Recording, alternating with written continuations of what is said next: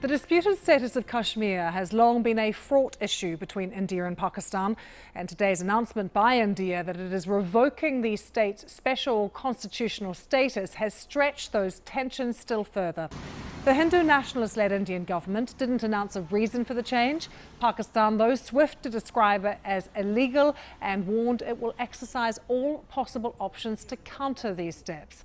It revolves around Article 370 of the Indian Constitution. Let's just show you some of the things that make Article 370 special. It grants the only Muslim-majority Indian state, Jammu and Kashmir, special privileges and significant autonomy. It means Kashmir can have its own separate flag and independence over all matters except foreign affairs, defence and communications. Article 35A was added 7 years later in 1954, and it means that Jammu and Kashmir Parliament can provide special rights and privileges to permanent residents, the biggest being that only they can own and purchase land there. Well, let's hear now from a former Chief Minister of Jammu and Kashmir, Mehbooba Mufti. He was placed under house arrest by the Indian authorities and gave the BBC this reaction to today's events. I am shocked beyond words. I don't know what to say.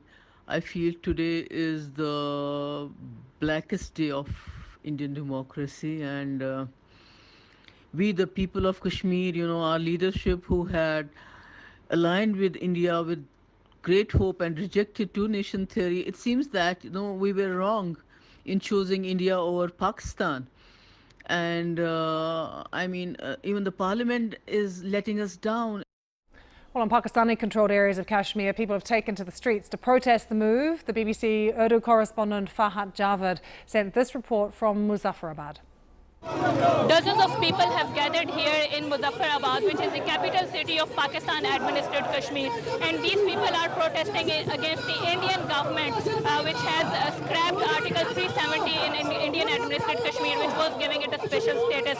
These people are carrying black-colored flag, and they are holding posters that say that it is a planned Indian conspiracy to change the demography of the Kashmir region.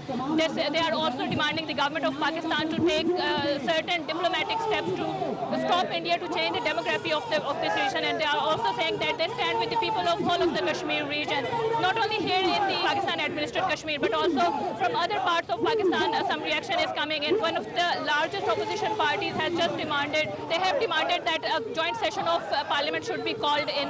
The situation is really tense in the region, in the Pakistani-administered Kashmir. There is uncertainty, and people are worried as what will happen next. Kashmir is the disputed region here, which both India and Pakistan claim to control, but they only administered a part of it. But today's step, these people are saying that will be very damaging for the peace of South Asia. Fahad Javed, BBC News, Muzaffarabad. Well, I'm joined now by historian, journalist, Kashmir expert, our former Delhi correspondent as well, Andrew Whitehead. So clearly a hugely significant moment.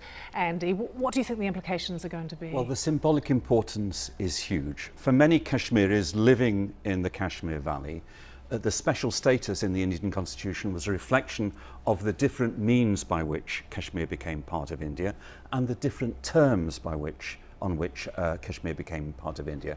And that has now been, in their eyes, unilaterally torn up by the Indian government. So they will feel very aggrieved. Will they see this, and is this an attempt by the BJP to change the demographic character? I think some people in Kashmir will have fears of that. Until now, outsiders haven't been able to buy land. It seems that part of the intention of the Indian government's moves is to allow outsiders to be able to buy land.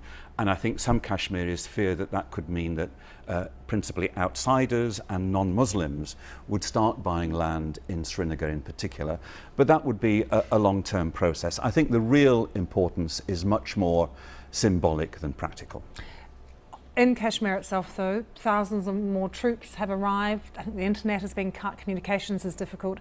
Is there going to be trouble, do you think? Well, Delhi clearly knew this wouldn't go down well. So, as you say, more troops were sent, tourists and Hindu pilgrims were told to leave the state, schools and colleges were closed.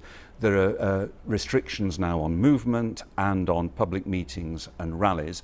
So Delhi was expecting that this would not go down well. And I think people there, many people in the Kashmir Valley, different in Jammu, different in Ladakh, but in the Kashmir Valley, will instinctively want to find a way of protesting against these measures.